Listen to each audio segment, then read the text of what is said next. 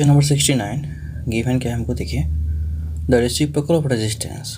तो रेजिस्टेंस का जो रेसिप्रोकल होगा मतलब उल्टा क्या होता है, the unit of resistance is ohm, therefore the unit of conductance. तो देखिए रेजिस्टेंस जो होता है ना ये कंडक्टेंस का उल्टा होता है, ठीक है।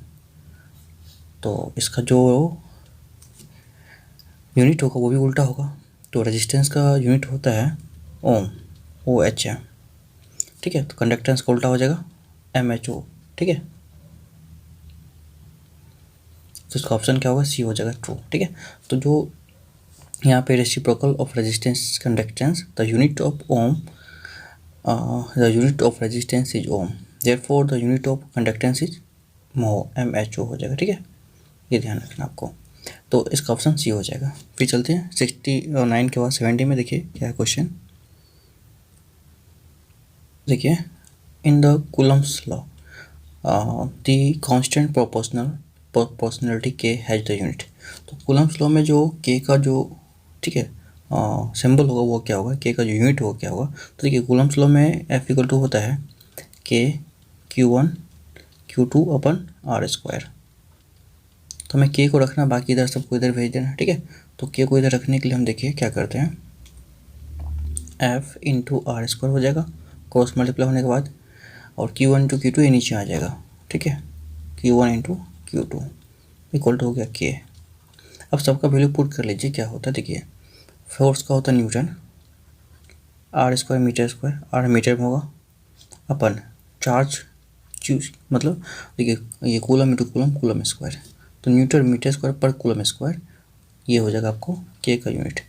तो के का यूनिट कह सकते हैं क्या होगा, न्यूटन मीटर स्क्वायर, ठीक है, पर कूलम स्क्वायर। तो ये हो जाएगा यूनिट ऑफ के।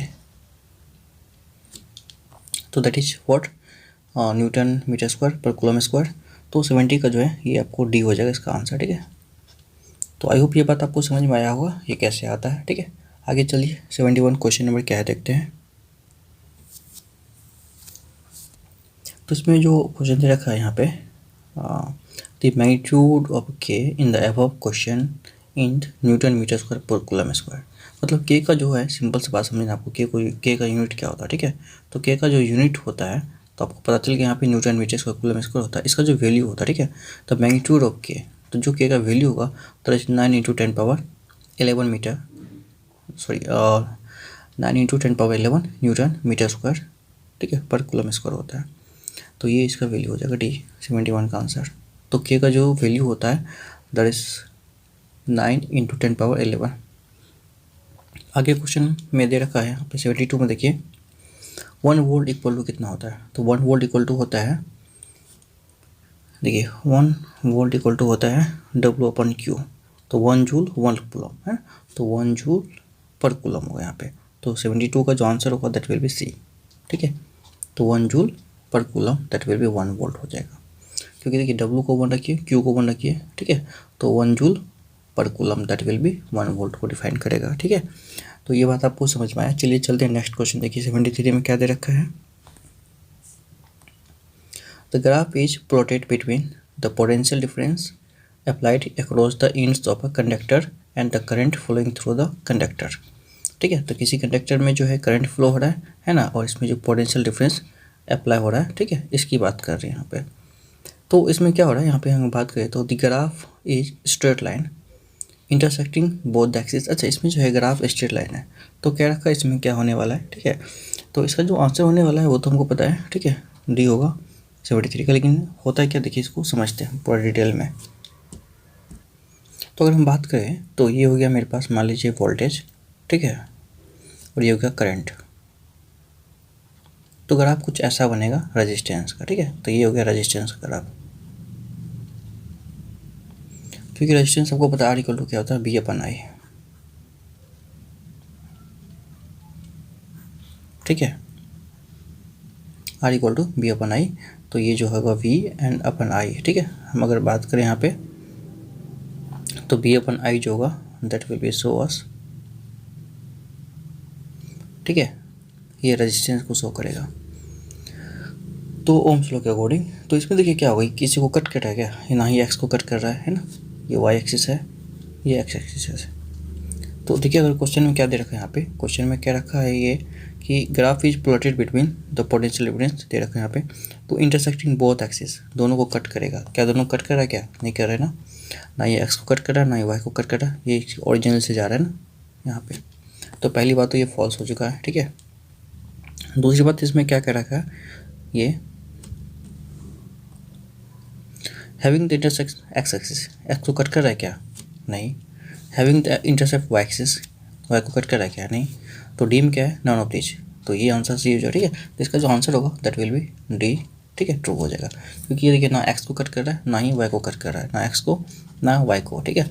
तो इसमें क्या होगा? नॉन ऑफ दीज हो जाएगा, ठीक है। तो ये आंसर हो जाएगा। चलते फिर नेक्स्ट क्वेश्चन देखिए क्या दे रखा है यहाँ पे। नेक्स्ट क्वेश्चन में 74 में दे रखा है यहाँ पे क्वेश्चन क्या है देखिए। In order to measure the current in a resistance present in circuit, the ammeter is connected। ठीक है, अमीटर को हमेशा आपको पता होगा ये सीरीज में लगाते हैं, ठीक है। अमीटर जो है हमेशा क्या लगता है? सीरीज में, ठीक है। ये बात आपको पता होगा। अमीटर का जो है ये सिंबल होता है, ठीक है, ये हमेशा सीरीज में लगता है और इसका जो रेजिस्टेंस होता है वेरी लेस होता है, इसका रेजिस्टेंस जो होता है वेरी लेस होता है, ये आपको ध्यान रखना है। और हमेशा कहाँ लगता है? सीरीज में लगता है, ठीक है। उसके बाद आपको 75 में क्वेश्चन दे रखा है ये, good conductors have many loosely bond, क्या होगा? एटम्स होगा, प्रोटॉन होगा, मॉलिक्यूल्स, इलेक्ट्रॉन, है ना। तो क्या होना चाहिए? इलेक्ट्रॉन्स, इसका जो है सही आंसर हो जाएगा, ठीक है। तो गुड कंडक्टर के पास क्या होता है? यहाँ पे बहुत सारे लूजली बॉन्डेड इलेक्ट्रॉन्स होते हैं ना, इसलिए वो गुड कंडक्टर होते हैं। अगर हम बात करें 76 में क्वेश्चन क्या दे रखा देखते हैं। In our houses all the electrical devices operate on 220 volt, it imply that they are connected in parallel, they are connected in series,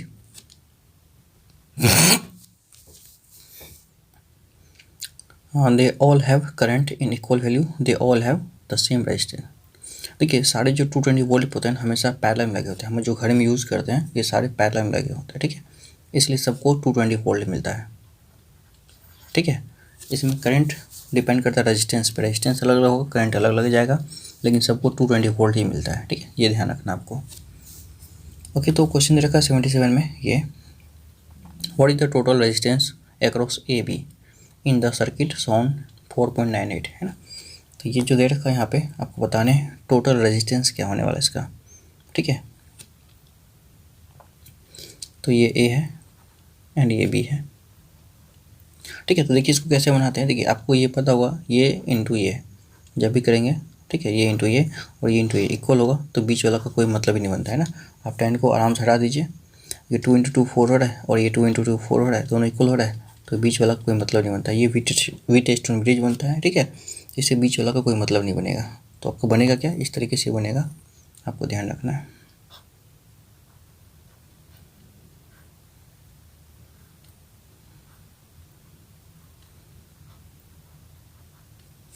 ये ऐसा बन जाएगा यहाँ पे, ठीक है। तो ये 2 एंड ये 2 एंड ये भी 2, ये भी 2। तो देखिए दोनों आपस में क्या होगा? सीरीज हो गया ना, ये दोनों जो यहाँ से यहाँ तक में सीरीज हो जाएगा, ये भी यहाँ से यहाँ तक सीरीज हो जाएगा, ठीक है। तो अगर हम आप इसको फिर से एक ट्री डायग्राम बना के दिखा दें, यहाँ पे ट्री ड्रॉ कर दें, तो ये बनेगा यहाँ से यहाँ,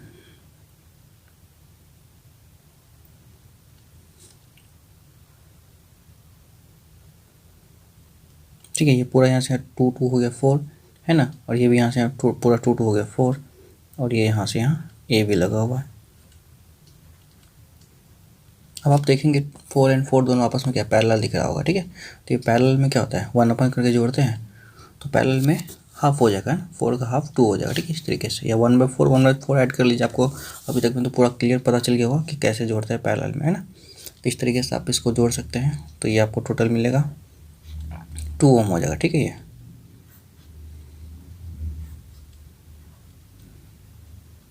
ठीक है, तो 4 एंड 4 जो है दैट विल बी 2 हो जाएगा। या फिर आप ऐसे भी निकाल सकते हैं 4 इंटू 4 बाई 4 प्लस 4, तो 16/8 मतलब 2। ठीक है। तो इसका जो है 2 ओम आपका करेक्ट आंसर हो जाएगा। तो इसका जो ऑप्शन है यहाँ पे दिया हुआ दैट विल बी 2 ओम, ये बी इसका सही हो जाएगा, ठीक है। 77 का आगे दे रखा है 78 में, देखिए क्या दे रखा है, what constitute current in a metal wire, ठीक है। तो इसमें 78 में जो क्वेश्चन दे रखा है, ठीक है, ये कहना क्या चाह रहा है कि जो करंट को क्या फ्लो कराता है किसी भी मेटल वायर में, तो सीधी बात है इलेक्ट्रॉन फ्लो कराता है, ठीक है। इसमें the fixed resistance is called register, ठीक है। तो जो फिक्स रेजिस्टेंस होता है दैट विल बी और जो फिक्स रेजिस्टेंस होता है ना उसको रजिस्टर कहते हैं। तो ये आपका आंसर बी ट्रू हो जाएगा, ठीक है। फिर आगे देखिए 80 में, तो the variable resistance is called rheostat, है ना। तो वेरिएबल रेजिस्टेंस को रिएस्टेट बोलते हैं, ठीक है। ये सब चीज़ ये टर्म कॉमन चीज़ है, ये आपको ध्यान रखने वाली बात है, ये आपको याद रखने हैं। आगे 81 में क्वेश्चन दे रखा है, how much work is done in moving a charge of 2 coulombs from a point 180 volt to 128 volts. तो देखिए आपको आई थिंक एस में भी क्वेश्चन होगा, इसको अगर सॉल्व किए हुए तो ठीक है, नहीं तो हम बता रहे हैं। यहाँ पे क्या रखा है कि कितना, ठीक है, वर्क होगा चार्ज मूव करने में 188 वोल्ट से 128 वोल्ट, ठीक है। तो हमको क्या क्या दे रखा है, चार्ज दे रखा है, देखिए 2 कूलम है, V1 जो दे रखा है that is 118 volt and V2 जो दे रखा है 128 वोल्ट। हमें W पूछा गया है, तो पोटेंशियल डिफरेंस कितना होगा, आपको पता होगा कि पोटेंशियल डिफरेंस का फॉर्मूला होता है, ठीक है, VB या V2 minus V1 equal to W upon Q। तो कितना हो गया 128 माइनस 118, तो 128 माइनस का 118 equal to W upon Q की जगह 2 है। कितना हो गया, ये आपको माइनस करने पे 10 आएगा, ठीक है, इंटू 2, ये 2 जो इधर आगे मल्टीप्लाई होगा इक्वल टू W, तो W equal to 20 joule, that is answer. तो कितना वर्क करना पड़ेगा 20 जूल, ये आंसर हो जाएगा इसका, ठीक है। तो आगे हम बात करेंगे यहाँ पे that is B is the correct answer, ठीक है। तो इसका आंसर जो होगा बी करेक्ट हो जाएगा। आगे हम बात करें यहाँ पे 82 में क्वेश्चन क्या दे रखा है, the device used for measuring potential difference is known as, ठीक है। पोटेंशियल डिफरेंस को मेजरमेंट करने के लिए हम यूज़ करते हैं वोल्ट मीटर का, ठीक है, यहाँ पे। अच्छा, तो एक और बात यहाँ पे, ठीक है, ये ध्यान रखना, पोटेंशियल मीटर और आमीटर सब जो होता है, ये आमीटर जो है ये करंट को डिटेक्ट करता है, ठीक है, करंट को डिटेक्ट करता है, ये सॉरी करंट को मेजरमेंट करता है ये आमीटर, ठीक है। और गैल्वेनोमीटर ये करंट को डिटेक्ट करता है, किसी भी सर्किट में करंट है या नहीं, छोटा सा करंट अगर होगा उसको डिटेक्ट करना है तो गैल्वेनोमीटर डिटेक्ट करेगा। पोटेंशियोमीटर भी होता है पोटेंशियल डिफरेंस मेजरमेंट करने के लिए, ये आपको आगे बढ़ना है कि ये कैसे करता है, इसका कुछ अलग काम होता है। 83 में क्वेश्चन दे रखा है यहाँ पे, देखिए, the work done in moving unit positive charge across 2 point in a electric circuit is measure of potential difference. Simple सी बात है कि जो वर्क डन होता है work done moving unit positive charge from in the work done in moving unit positive charge across 2 points in electric circuit is measurement of, ये किसका measurement करता है, पोटेंशियल डिफरेंस का मेजरमेंट करता है। आगे दे रखा है यहाँ पे 84 में, ओमिक कंडक्टर्स ओबे ओम्स लॉ, ठीक है। तो सीधी बात है, ओमिक कंडक्टर जो भी होगा तो वो ओम्स लॉ को फॉलो करेगा, ठीक है। तो ये बात तो सिंपल से है। नेक्स्ट 84 में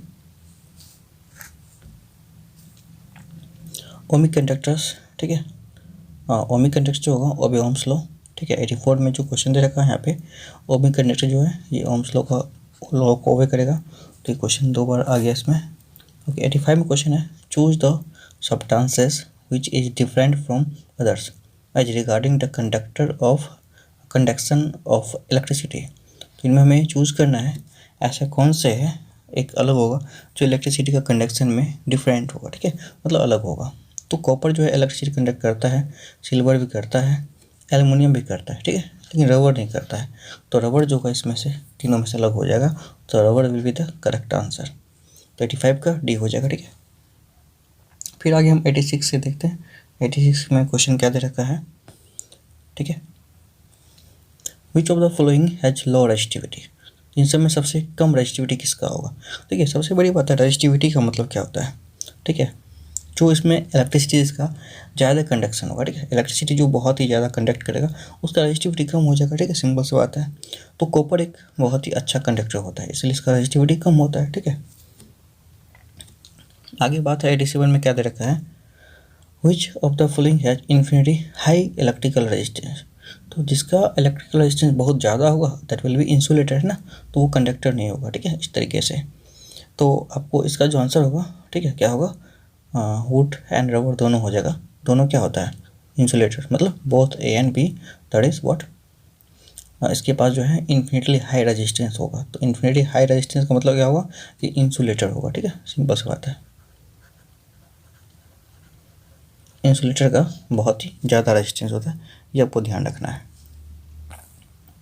आगे क्वेश्चन दे रखा है 88 में, देखिए, what is the resistance across A and be in the following circuit.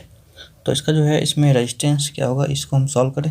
तो देखिए इसको हम सॉल्व करेंगे तो यहाँ पे सबसे पहले देखेंगे कि ये जो है यहाँ से करंट गया है, ठीक है, यहाँ से यहाँ और यहाँ से यहाँ और फिर यहाँ से यहाँ। तो ये आपको दिखेगा क्या कि ये दोनों सीरीज में आ जाएगा, ये 2 एंड ये 2 दोनों क्या सीरीज में, ठीक है, और ये यहाँ पे इसके साथ फिर पैरेलल बनाएगा। तो इसका हम एक डायग्राम ऐसे बना सकते हैं, ठीक है, ये 1 ऊपर गया है, ठीक है, ये दोनों 1 एंड ये 2 एंड 2 मिलकर 4 हो जाएगा, ठीक है, यहाँ से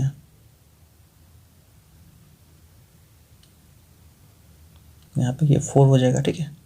ये वहाँ पे यहाँ पे दे रखा ऑलरेडी 1 है, ये 4, ये 1 और ये यहाँ से यहाँ 1, ठीक है। अब फिर इसको देखिए सॉल्व करेंगे तो 1 एंड 4 जो आपस में पैरेलल होगा, ठीक है, तो 1 एंड 4 को पैरेलल सॉल्व करेंगे हम यहाँ पे, तो फिर ये बनेगा यहाँ से यहाँ 1, ये तो रहेगा ही 1।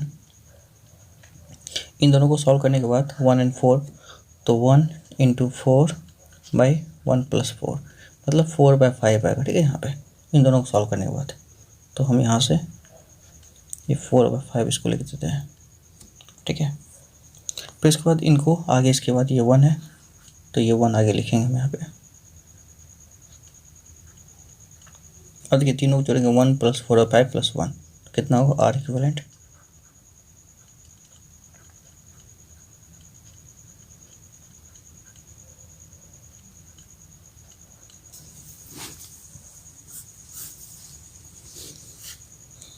तो अब इसके बाद अगर हम बात करें तो इसका जो एलसीएम आएगा दैट इज 5 + 4 + 1, सॉरी ये +5, ठीक है, क्योंकि एलसीएम तो 5 आ रहा है यहाँ पे, ठीक है। तो कितना हो गया, 5 + 5 10 + 4 14/5, ठीक है। तो 14/5 मतलब कितना होता है, that is 2 whole 4/5, I think ये होना चाहिए, ठीक है। तो 14/5 ओम जो है इसका आंसर होना चाहिए। तो देख लेते क्या है, ठीक है, 14/3 दैट इज व्हाट। तो इसमें कोई दिक्कत नहीं, नन ऑफ दीज हो जाएगा, ठीक है, कोई नहीं ऑप्शन तो क्या हो सकता है।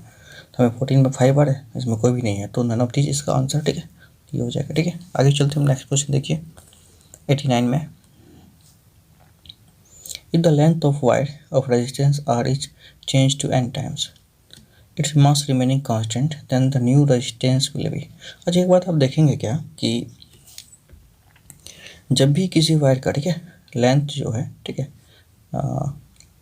n टाइम चेंज होगा तो उसका जो मास अगर फिक्स है तो जो न्यू रेजिस्टेंस विल भी होगा तो n² हो जाता है। ध्यान रखना आपको, ये आगे हम आपको बताएंगे और प्रूव भी करेंगे कैसे होता है।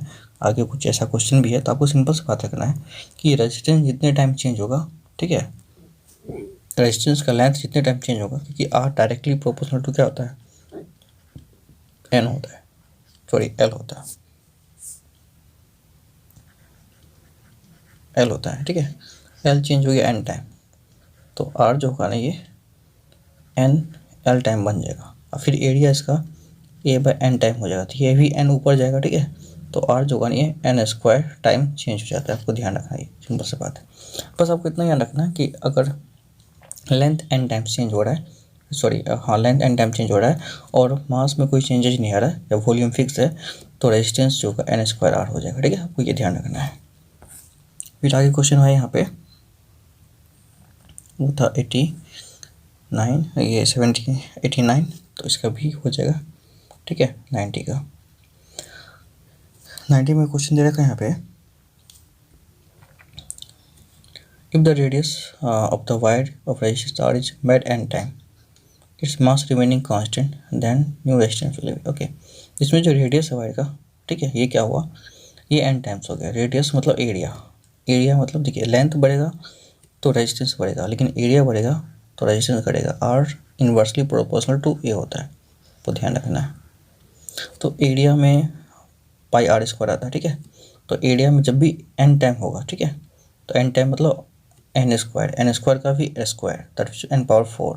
तो ये जो होगा यहाँ पे r/n⁴ हो जाएगा। क्यों? क्योंकि देखिए आपको जो है यहाँ पे रेडियस दे रखा है। ठीक है, तो रेडियस हो गया n टाइम, तो रेडियस का एरिया क्या होगा, एरिया होगा πr² होता है।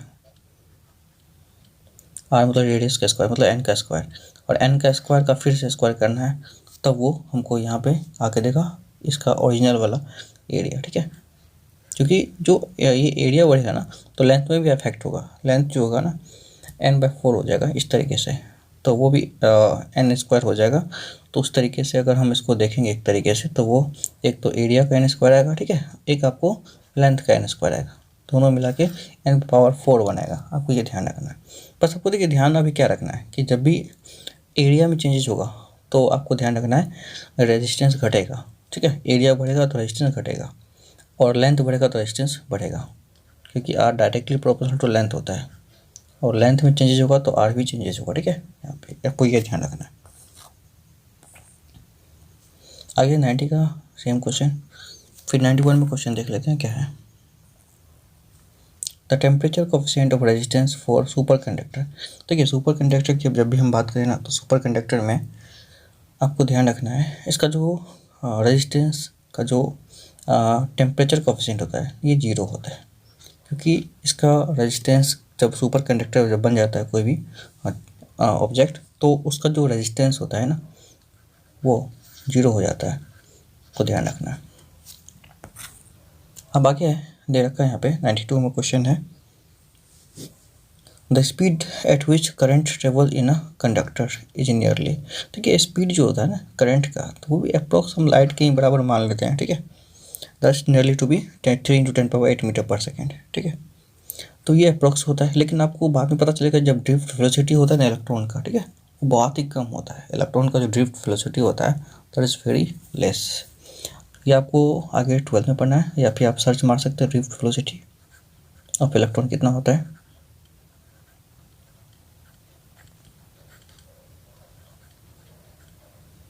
देखिए ड्रिफ्ट का मतलब खिसकना होता है, तो कितने स्पीड से खिसकता है किसी वायर में इलेक्ट्रॉन, आपको देख के आश्चर्य लगेगा कितना स्लो खिसकता है इलेक्ट्रॉन, फिर भी इलेक्ट्रिक करंट इतना स्पीड से दौड़ता है। तो अगर आपको इसका आंसर भी पता चल रहा है तो आप कमेंट जरूर कर लें, है ना, हम आपका कमेंट रीड करेंगे और फिर बता भी देंगे कि एक्चुअली में आपको क्या कन्फ्यूजन है, या आपको अगर समझ में नहीं है तो आप हमको बता सकते हैं कमेंट में कि आपको ये नहीं आता है समझ में, तो हम क्लियरली आपको बता देंगे। आगे बात इसमें क्या है 93 में, conductivity of a conductor depends upon. अच्छा, कंडक्टिविटी किस पे डिपेंड करता है अगर हम बात करें तो कंडक्टिविटी किस पे डिपेंड करता है, लेंथ पे डिपेंड करता है नहीं, वॉल्यूम पे, एरिया पे, टेम्परेचर पे डिपेंड करता है। ठीक है, कंडक्टिविटी की बात करें, टेम्परेचर बढ़ेगा तो क्या होगा, ठीक है, किसी भी कंडक्टर की बात करें। अच्छा, इसमें एक प्रॉब्लम क्या है देखिए बताते हैं 93 में। तो अगर हम कंडक्टिविटी की बात करें तो लेंथ बढ़ने पे रेजिस्टेंस बढ़ता है तो कंडक्टिविटी घटेगा। ठीक है, वॉल्यूम पे वॉल्यूम बढ़ेगा या घटेगा उससे कोई फर्क नहीं पड़ेगा। एरिया ऑफ क्रॉस सेक्शन, हाँ एरिया बढ़ेगा तो फिर क्या होगा, कंडक्टिविटी, एरिया बढ़ेगा रेजिस्टेंस घटेगा तो कंडक्टिविटी बढ़ेगा। टेम्परेचर बढ़ेगा तो रेजिस्टेंस बढ़ेगा, कंडक्टिविटी घटेगा। तो इसमें जो आ रहा है एक ही चीज़ आ रहा था, लेंथ बढ़ेगा तो रेजिस्टेंस बढ़ेगा। ठीक है, वॉल्यूम बढ़ेगा तो वॉल्यूम से क्या बढ़ सकता है, एरिया और लेंथ दोनों बढ़ना चाहिए ना, तो हमको तो इसका आंसर लग रहा है दैट विल बी बी होना चाहिए। ठीक है, इसका जो आंसर होना चाहिए दैट शुड बी बी होना चाहिए। ठीक है, टेम्परेचर पे दोनों काम हो रहा है। कंडक्टिविटी की अगर बात करें तो टेम्परेचर पे टेम्परेचर बढ़ेगा तो रेजिस्टेंस बढ़ेगा, तो कंडक्टिविटी घटेगा, है ना। तो किसी भी कंडक्टर का कंडक्टिविटी किस पे डिपेंड करता है, ये वॉल्यूम, हाँ अच्छा सॉरी, किस पे डिपेंड करता है, क्या रखा, कंडक्टिविटी ऑफ कंडक्टर डिपेंड्स अपन, तो ये लेंथ पे डिपेंड करेगा, एरिया पे डिपेंड करेगा, टेम्परेचर, तीनों डिपेंड करेगा, और वॉल्यूम पे नहीं डिपेंड करेगा, है ना। ये तीनों पे डिपेंड करना चाहिए, ठीक है। ओके, आगे दे रखा क्वेश्चन 94 है। देखिए 94 में क्या दे रखा है, a wire P is half of the diameter and half of the length, and a wire Q is similar metal. The ratio of the resistance P to the Q is, तो simple में क्या रखा कि एक wire है, ठीक है, B, जो क्या है, half of the diameter and the half of the length of a wire Q, ठीक है, तो दोनों सिमिलर है। तो अगर हम बात करें यहाँ पे P एंड Q के बारे में, दोनों अलग अलग मटेरियल को लिखेंगे, ठीक है। तो ये हो गया P एंड ये हो गया Q, P एंड Q के बारे में दे रखा है, ठीक है। अच्छा, हाफ के बारे में, हाफ कौन था, P था, है ना। P जो है हाफ डायमीटर में है एंड हाफ लेंथ में है, तो P का जो लेंथ है L/2 है, और रेडियस जो है ये R/2 है, ठीक है। और इसका जो रेडियस है, इसका जो लेंथ है L है, और रेडियस जो है ये R है।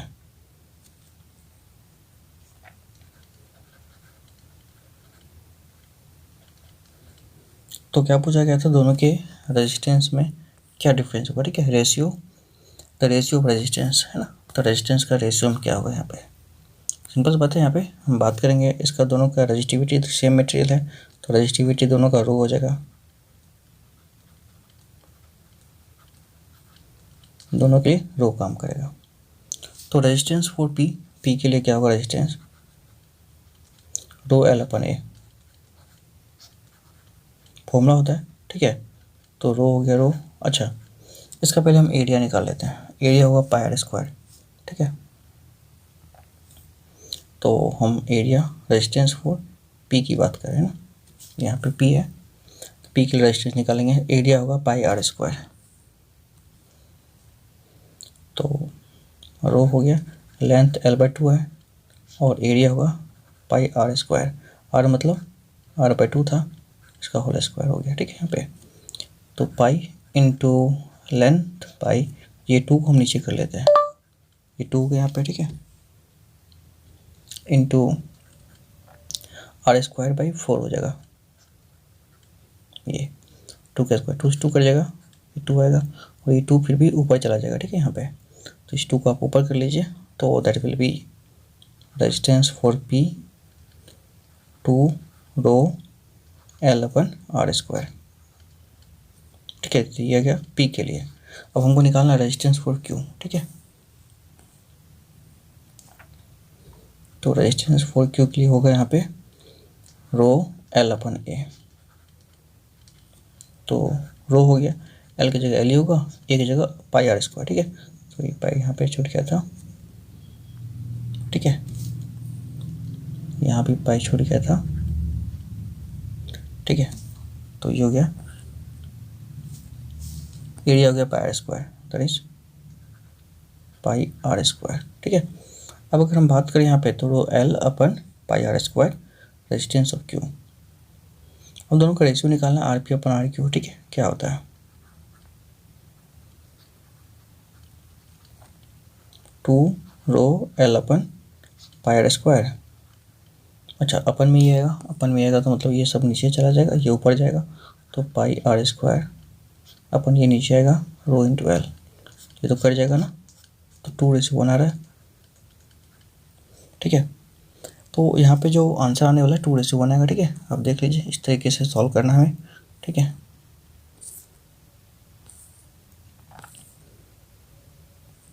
तो 94 का जो आंसर आएगा दैट इज C आएगा, ठीक है, 2:1। तो आपको ध्यान रखना इस तरीके से। अब आगे क्या रखा, the resistance of a human body is about, देखिए ह्यूमन बॉडी का जो रेजिस्टेंस होता है ना, ये थोड़ा ज़्यादा आता है, क्वाइट लार्ज, तो कितना होना चाहिए, ये हो गया 12 किलो में ना, 1200 ओम होता है, ठीक है। आपको ये ध्यान रखना है। तो यहाँ पे के का मतलब ये सॉरी ये शायद 12 के मतलब 1000 हो गया, ठीक है, 12,000 ओम होता है, ठीक है। इतने हाई क्या कहते हैं रेजिस्टेंस होने की वजह से अगर करंट किसी की बॉडी से पास करता है तो बॉडी में आग लग जाता है कभी कभी, तो ये होता है मेन रीजन। आगे 96 में क्वेश्चन दे रखा है, क्या है देखिए, the equivalent resistance of network of 2 ohm resistor can't be. अच्छा 2 ओम का रजिस्टर है, इसका इक्विवेलेंट क्या नहीं हो सकता है, ठीक है। तो सिंपल सी बात है कि इसमें जो है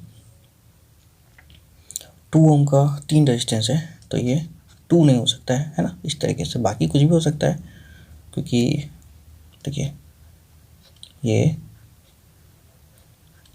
मतलब ऐसे कुछ बना लीजिए, 3 आ जाएगा इस तरीके से, ये दोनों 1 हो जाएगा, ये 2 हो जाएगा, ठीक है। बाकी आप किसी भी तरीके से बनाइए, ठीक है, तो ये कुछ ना कुछ तो आ जाएगा, लेकिन आपको 2 नहीं आएगा, ठीक है, इस तरीके से।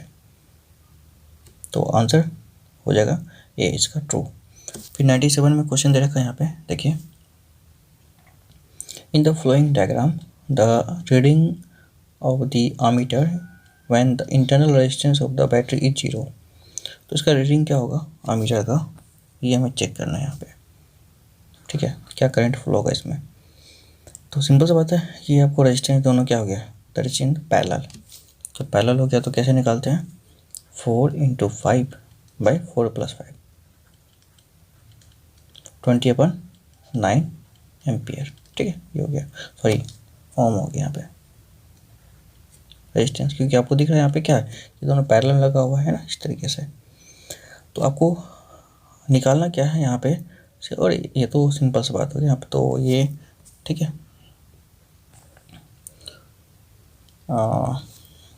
ये देखिए, क्योंकि आपको पता है कि पैरेलल में वोल्टेज सेम है, तो इसको आपको इतना करना ही नहीं था। तो इसके लिए भी 10 वोल्ट होगा, इसके लिए भी 10 वोल्ट होगा, तो आई इक्वल टू होता है V/R। V कितना 10 वोल्ट, R कितना है 5 है, कट के कितना गया 2 एम्पियर। तो 2 एम्पियर इसमें जो ऑप्शन होगा that will be the answer, ठीक है। तो ये हो जाएगा 2 एम्पियर यहाँ पे। क्योंकि देखिए पैरेलल में क्या होता है, दोनों में भी तो सेम होता है ना, पैरेलल में आपको पता है, शुरू से पता चुका है, पैरेलल में भी सेम होता है और सीरीज में आई सेम होता है, ठीक है, करंट सेम होगा। तो इस तरीके से ये पैरेलल में दोनों, पैरेलल में इसके लिए भी 10 वोल्ट है, इसके लिए भी 10 वोल्ट है, तो आप इस तरीके से निकाल सकते हैं यहाँ पे, है ना। ओके, तो आप ऐसे भी निकाल सकते हैं, जैसे मान लीजिए 20/9 आया R, तो ये है V, आई निकालिए, टोटल आई निकालिए, यहाँ से कितना आ जाएगा वो हमको पता चल जाएगा, ठीक है, यहाँ से।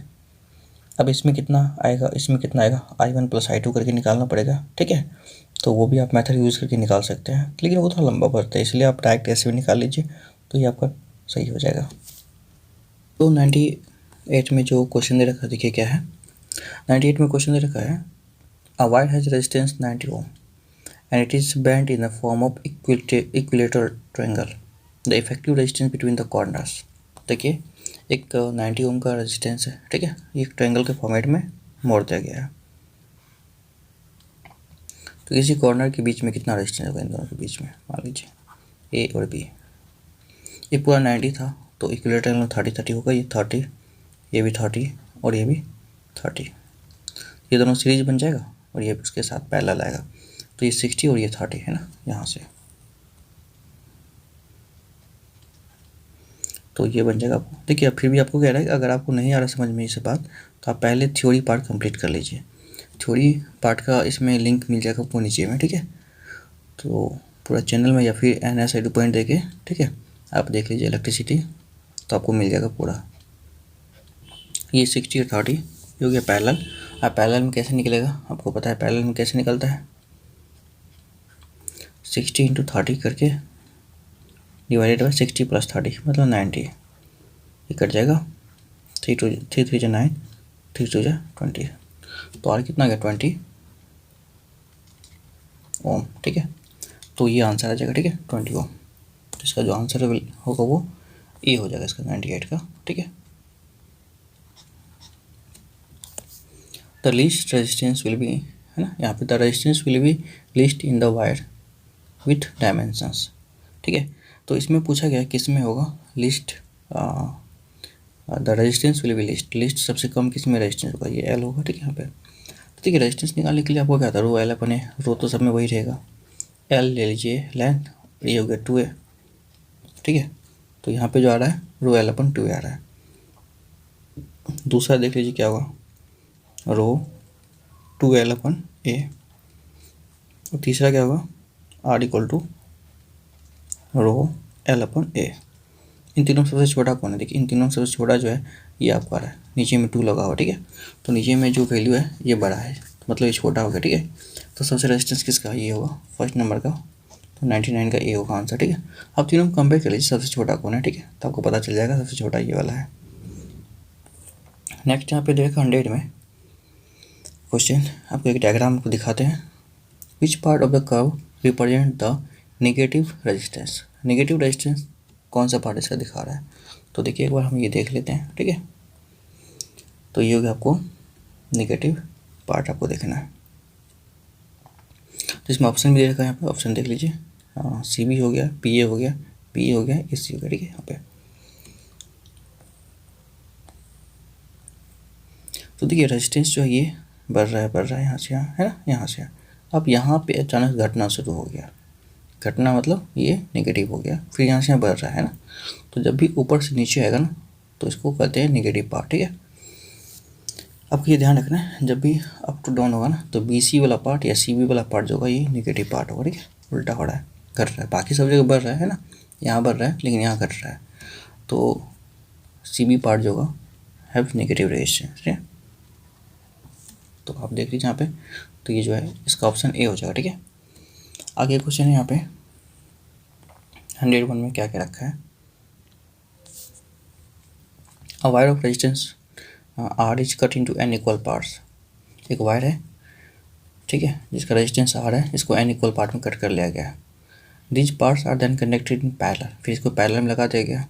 The required resistance of the combination will be, तो देखिए इसका तो आंसर हो जाएगा आर बाय एन स्क्वायर। अब ये होता कैसे इसको समझते हैं, ठीक है। तो पहले तो हम एक वायर लेते हैं, ठीक है, इसका रेजिस्टेंस आर है, लेंथ इसका एल मान लेते हैं, है ना, और रेजिस्टेंस हो गया इसका आर है। इसको एन इक्वल पार्ट में काटा गया है, ठीक है। तो एन इक्वल पार्ट में काटा गया है, तो आपको एक बात पता होगा यहाँ पे क्या, कि एक पार्ट का रेजिस्टेंस कितना होगा। अगर मान लीजिए ये 10 ओम का रेजिस्टेंस है, ठीक है, इसको 5 पार्ट में काटा गया, तो एक पार्ट का रेजिस्टेंस कितना 10/2 होगा ना, ये 10/2 मतलब कितना, 5 पार्ट में काटा गया, सॉरी, तो 10/5 है ना, इस तरीके से, मतलब 2 ओम होगा। इस तरीके से आर रेजिस्टेंस है इसका, ठीक है, ये आर रेजिस्टेंस है यहाँ पे, इसको एन इक्वल पार्ट में काटा गया, तो एक पार्ट का रेजिस्टेंस कितना होगा, आर अपन एन, है ना, ये होगा आर अपन एन, एक पार्ट का रेजिस्टेंस हो जाएगा। फिर क्या किया, इसको फिर पैरेलल में लगा दिया गया, ये एक पार्ट का है, ठीक है। तो इस तरीके से R by N plus, sorry ये जो है, अब इसको क्या करना है, पैरेलल में लगाया था, पैरेलल में लगाया इसको उल्टा करना पड़ेगा, ये तो 1 रेजिस्टेंस हुआ, तो पैरेलल में जब भी लगाते हैं तो हम इसको उल्टा करके लगाते हैं, एन बाई आर प्लस का एन बाई आर, कितने टाइम, एन टाइम चलेगा।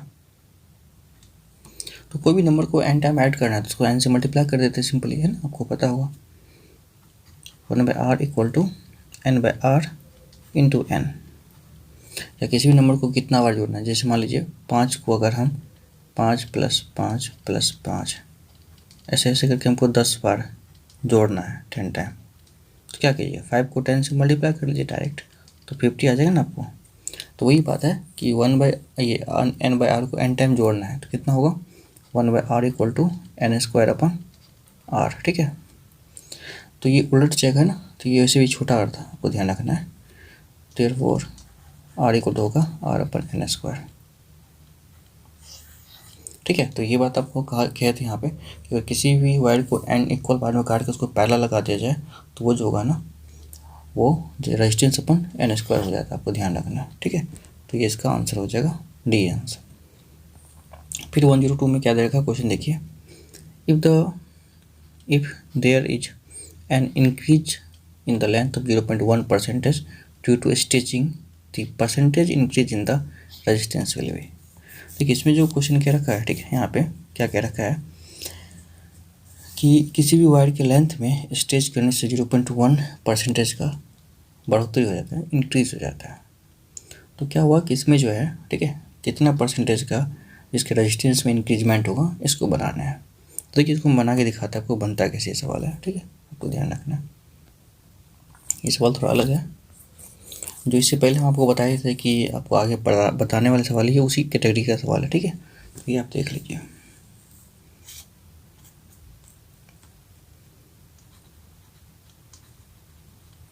Late the resistance of wire be R, ठीक है। इसका रेजिस्टेंस हम आर मान लिए और लेंथ क्या मान ले, लेंथ हम एल मान लेते हैं, एंड रेजिस्टिविटी को रो मान लेते हैं जो कि गिवन है। वैसे तो रेजिस्टिविटी हम रो ही लेंगे क्योंकि हमको रेजिस्टिविटी के बारे में कुछ कहा नहीं गया है।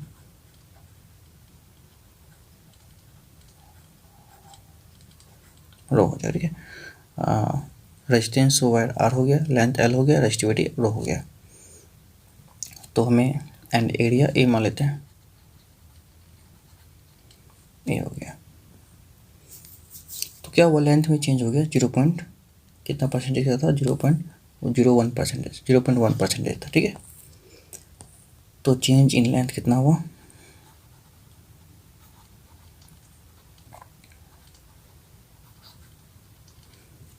L इंटू 0.1, ठीक है। L इंटू, देखिए L इंटू 0.1 होगा तो आप सीधे कर लीजिए L plus L into 0.1 by 100 हो जाएगा ये, ठीक है। तो इसको अगर हम सॉल्व करें तो that will B L plus कितना का पॉइंट उड़ेगा तो ये आएगा, ठीक है, L upon 1000,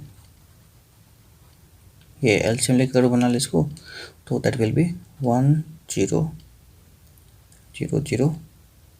L plus L by L 1000, ठीक है। इस तरीके से आप इसको अगर सॉल्व करेंगे तो that will B 1001 L by 1000, ठीक है। ये हो गया आपको न्यू लेंथ ये।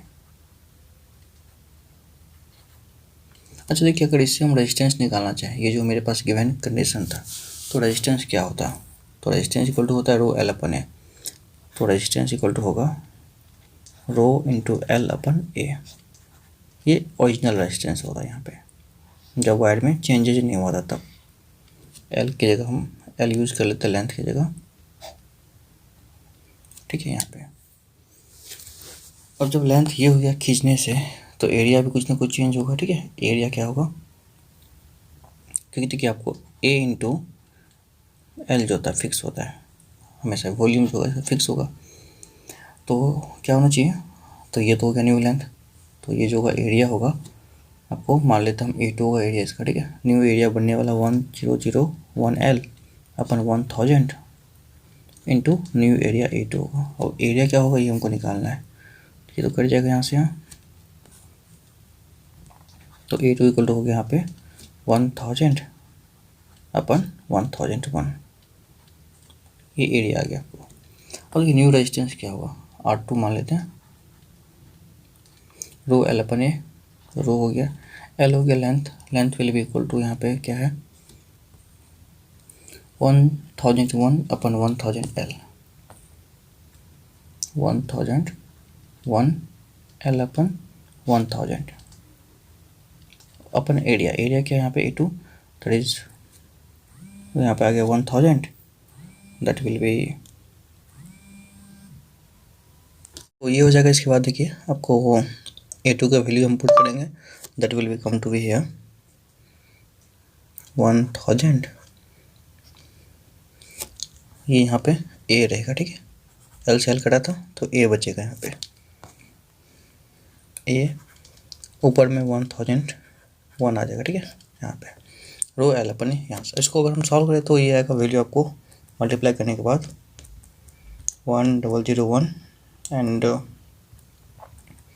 1001, तो ये आएगा आपको 100200 डिवाइडेड बाय 1 पे 6 जीरो, ठीक है। और ये रो एल अपन ए भी आएगा।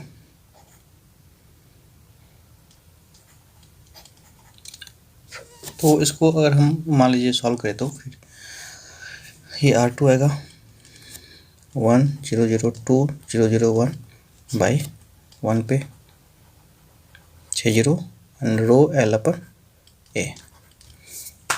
तो अब हमको क्या करना है, माइनस करना है इनमें से कितना बचा है, ठीक है। R2 माइनस R1 करेंगे, ठीक है, क्योंकि R1 जो था ये हमको एक्चुअली ये आया था ऊपर में, देखिए R जो आया था ये, ठीक है, रो एल अपन है।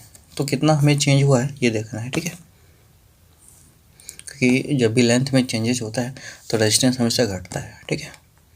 तो R2 माइनस R1 होगा 10020001 बाई 6, है ना, रो एल अपन ए माइनस का रो एल अपन ए। तो रो एल अपन ए में अगर आप कॉमन ले लेते हैं तो इसमें से माइनस हो जाएगा क्या,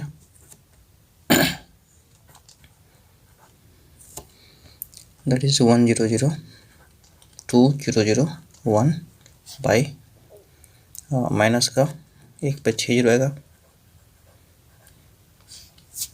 ठीक है, by 1 into rho L upon ए,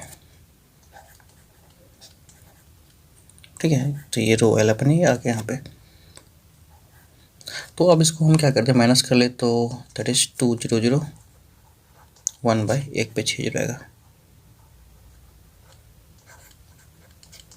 अब परसेंटेज चेंज हमको निकालना है, तो परसेंटेज चेंज का फॉर्मूला क्या होता है, चेंज इंटू 100 अपन ओरिजिनल, ठीक है। तो चेंज ये हो गया 2001 अपन 1 पे 6 जीरो,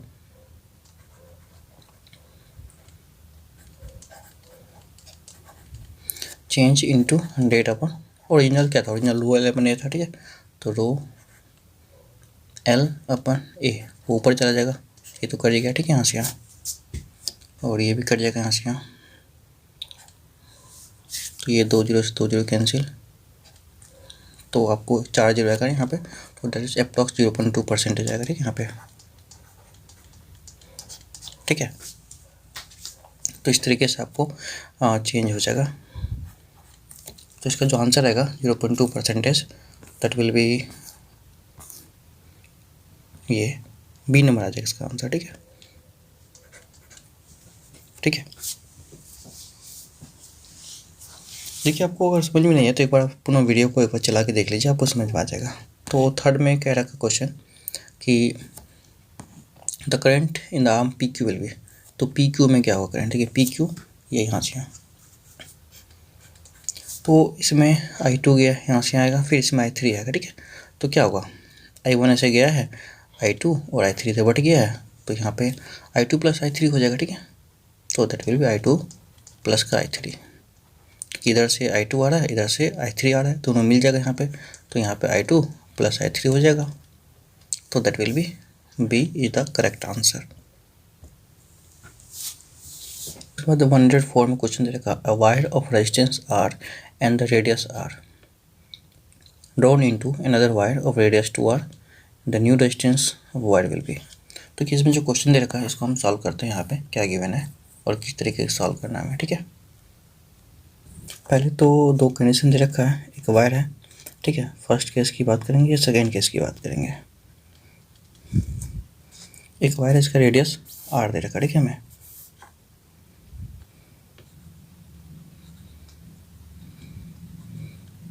ठीक है, और इसका और क्या दे रखा हमें, एक वायर है, रेजिस्टेंस R है, ठीक है, और रेडियस R है। तो रेडियस स्मॉल r है और रेजिस्टेंस R है,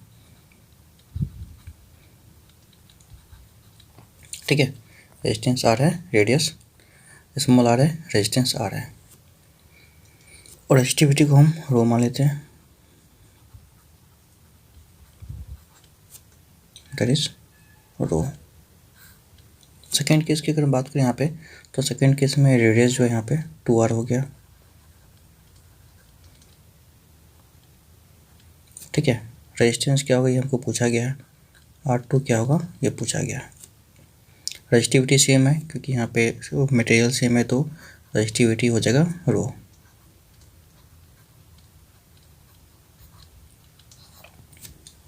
ठीक है, और हमें क्या करना है यहाँ पे, ये हो गया, तो हमें एरिया क्या होगा इसका फाइंड करने हैं। तो देखिए सबसे बड़ी बात क्या है कि रेजिस्टेंस आ रहा है ये है, तो इससे हम कुछ ना कुछ निकाल सकते हैं यहाँ पे। इसका जो एरिया होगा पाई आर स्क्वायर होता है, तो पाई आर स्क्वायर हो जाएगा इसका एरिया। इसका एरिया जो होगा यहाँ पे, इसका लेंथ को हम एल मान लेते हैं, ठीक है, लेंथ को एल मान लिए। और इसका जो एरिया होगा ये, तो that will be come to be pi 2r के स्क्वायर। कितना हो गया 4 पाई आर स्क्वायर, ये हो जाएगा इसका एरिया, ठीक है यहाँ पे।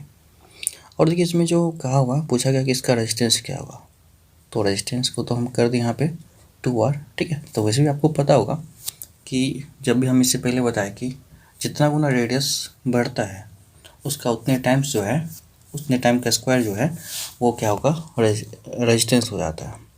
तो अब देख लीजिए क्या होगा यहाँ पे। तो पहले टर्म से जो R1 बात करेंगे, R1 कितना होगा, रेजिस्टेंस R यहाँ पे दे रखा है, ठीक है। तो रेजिस्टेंस यहाँ पे R दे रखा, रो एल अपन ए, तो रो हो गया, लेंथ एल हो गया, ए हो गया पाई आर स्क्वायर। ये पहला से आ रहा है हमको। दूसरे से क्या आने वाला है, दूसरे का लेंथ हमें नहीं पता है, तो लेंथ हम कैसे फाइंड करें। तो लेंथ फाइंड करने के लिए हमें क्या करना पड़ेगा, दोनों का एरिया में रिलेशन लाना पड़ेगा, ठीक है। तो एरिया इंटू यहाँ पे A2 इंटू L2 होगा,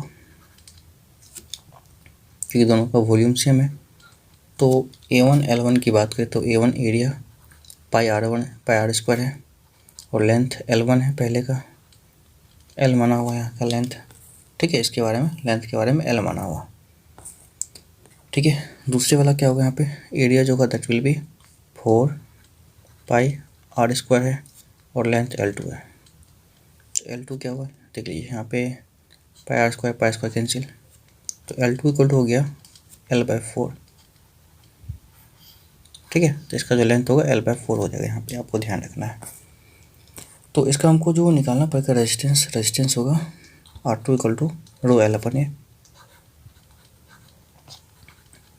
तो रो ही रहेगा। लेंथ की बात करें तो लेंथ हो गया L/4, ठीक है, और एरिया हो गया 4r square, 4 pi R square, ठीक है। एरिया जो यहाँ पे इसका देखिए, एरिया जो यहाँ पे 4 पाई आर स्क्वायर है। तो इसको अगर हम सॉल्व करेंगे यहाँ पे ना, तो R2 इक्वल टू हो गया rho L upon 16 pi R square.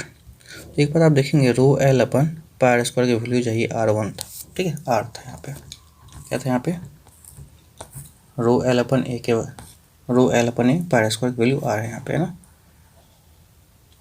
तो रो एल अपन ए की जगह हम यहाँ पे R रख लेते हैं, तो R2 इक्वल टू कितना होगा R/16, ठीक है। या दोनों को आप डिवाइड कर लीजिए, तब भी आपका दोनों में से ये रिजल्ट आ जाएगा, ठीक है। तो रेजिस्टेंस कितना होगा R/16 टाइम हो जाएगा। तो अब देख लेते ऑप्शन क्या है यहाँ पे दिया हुआ, तो दैट इज़ यहाँ पे हो गया 16, ठीक है। तो आंसर देगा। तो वैसे भी आपको इससे पहले हम बता चुके हैं कि अगर दुगुना हुआ है तो दो मतलब रेजिस्टेंस जो होगा यहाँ पे 1/2 पावर कितना हो जाएगा 4 हो जाएगा ना। तो दैट विल बी, ये रेजिस्टेंस जो होगा ये R/4 हो जाएगा यहाँ पे, ठीक है। क्योंकि देखिए एरिया क्या होता है, R inversely proportional to 1/a होता है। तो जब यहाँ पे रेडियस क्या हुआ, रेडियस बढ़ा हुआ मतलब एरिया बढ़ेगा, एरिया बढ़ा है तो रेजिस्टेंस घटेगा, है ना। तो ये R/16 हो जाएगा, दो पावर कितना हो जाएगा 4, मतलब R/16। तो इससे पहले भी हम आपको बताए थे कि आपको आगे बताएंगे ये चीज़, तो अब देख लीजिए ये आंसर आ जाएगा यहाँ पे। तो इसका जो है डी आंसर हो जाएगा। इसके बाद आगे हम बात करेंगे 105 में क्या क्वेश्चन देखिए। if a certain piece of copper is to be shaped into conductor of minimum resistance, its length L and cross section area shall be respectively. तो एक सर्टेन पीस है कॉपर का यहाँ पे दे रखा है जो है कंडक्टर में बना गया, मिनिमम रेजिस्टेंस होना चाहिए। तो मिनिमम रेजिस्टेंस के लिए क्या होना चाहिए आप देख लीजिए, resistance will be minimum, then what should be the cases. तो पहला केस को हम अगर सॉल्व कर लेना यहाँ पे ए को सॉल्व करें तो आर इक्वल टू होगा रो एल अपन ए, रो 2L अपन ए जो है A/2 है, तो ये 2 ऊपर चला जाएगा, तो रो इंटू 2 2 4 हो गया यहाँ पे L अपन ए। तो आप ऐसे कह सकते हैं 4 रो L अपन ए। तो पहला का आएगा 4L अपन ए आ रहा है, ठीक है। दूसरा का देख लीजिए क्या आएगा इस तरीके से, बी का क्या आएगा यहाँ पे। तो बी में हमको जो रेजिस्टेंस दे रखा है ना, ये लेंथ है L/3 और यहाँ पे एरिया है 4A। तो आर इक्वल टू हो गया रो एल अपन ए। तो रो के बारे में तो फिक्स है, एल लेंथ है 1/3 है ना, L/3 लेंथ आपको L/3 है ना, और एरिया जो यहाँ पे देखिए लेंथ है L/3 और एरिया है 4A है ना, तो एरिया हो गया 4A। तो ये कितना हो गया आपको यहाँ पे रो एल अपन 12A, ये तो कुछ कम आ रहा है। दूसरा का तीसरा देख लीजिए सी में क्या दे रखा है, आर इक्वल टू दे रखा है यहाँ पे। तीसरा में जो रेजिस्टेंस है ना यहाँ पे एल है और एरिया ए है, तो डायरेक्ट निकल जाएगा रो एल अपन ए।